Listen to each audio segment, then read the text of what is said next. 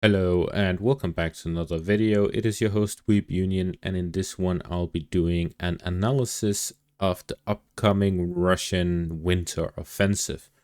We are almost inside the month of December, and that means the season is going to change into the winter season.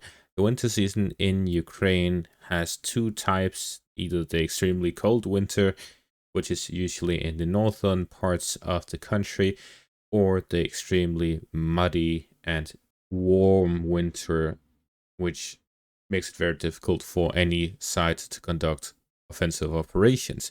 During the winter season in general, it is very cold, and that makes it difficult for soldiers to perform their combat duties, whether it is defensive or offensive, but mostly offensive due to the defensive units being able to stay inside warmer areas with heating and so on.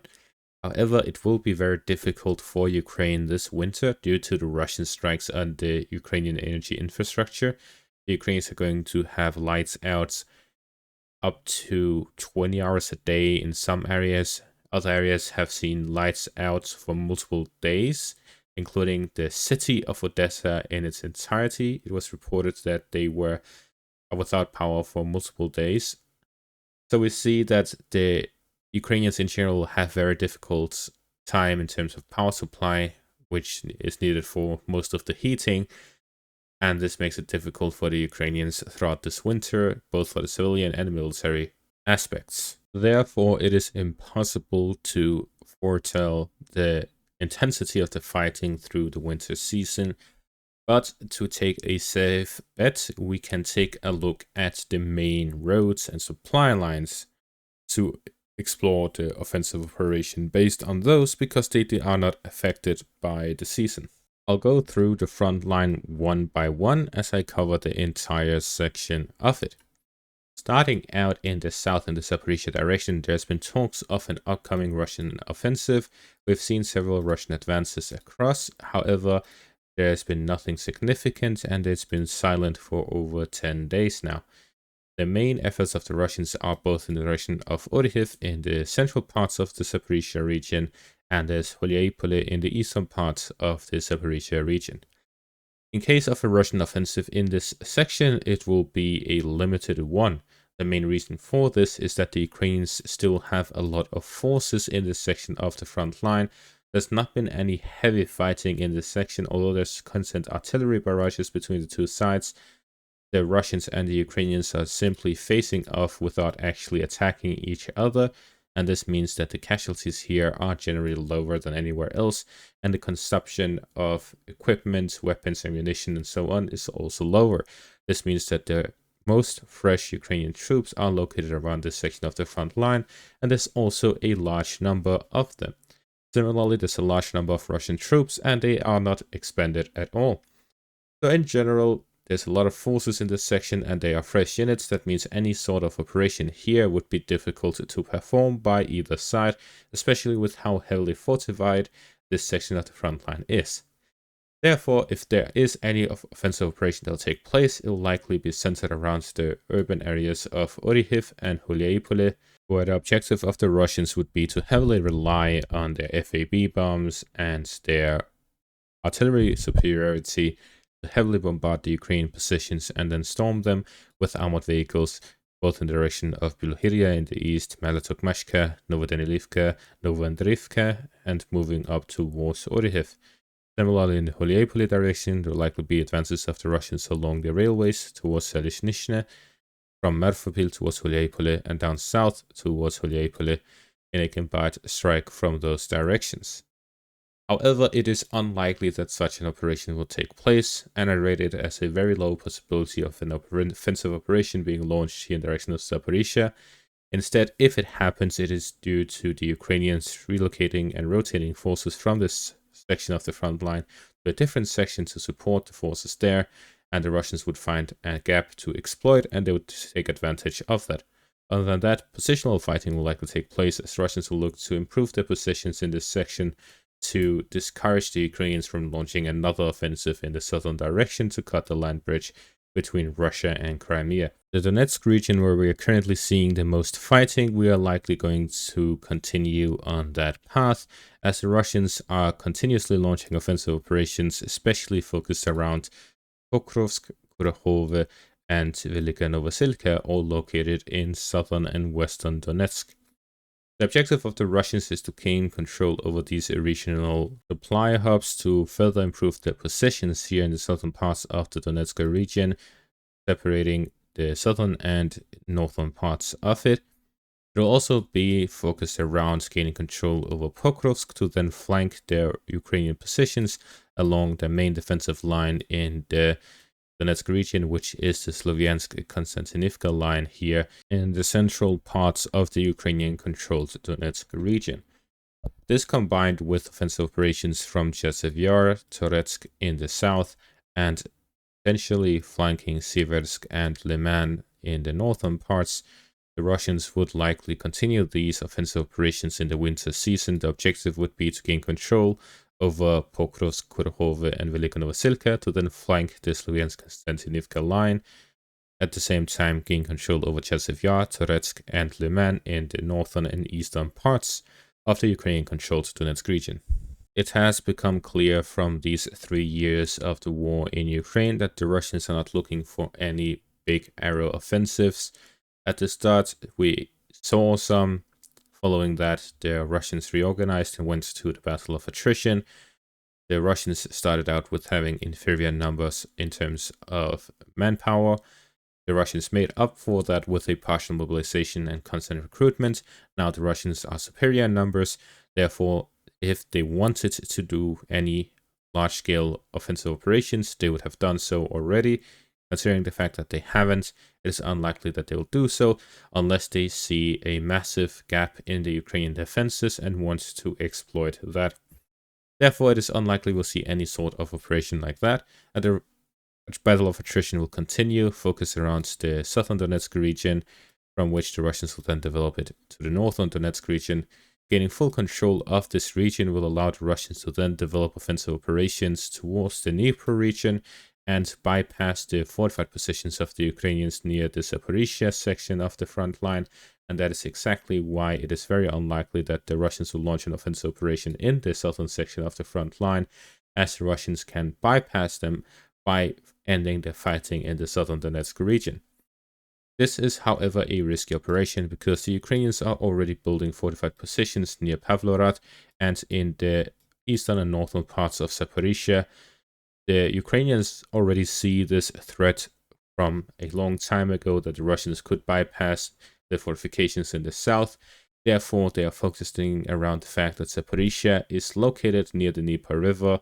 That means it has a strong flank in the north. The Russians cannot bypass the settlement from the north or the south. This means that the Ukrainians can continue to supply the city as long as they have control of it, because they'll simply supply it across the Dnieper River, similar to how the Russians were doing near Kherson. Of course, they also face a similar challenge that the Russians can blow up the bridges across and keep the supply limited, encircling Ukrainian forces within the city. However, I do not believe that that is something to speculate upon, as it is simply a waste of time, as this is potentially a year or two into the future if the war continues for so long and no negotiation or collapse takes place.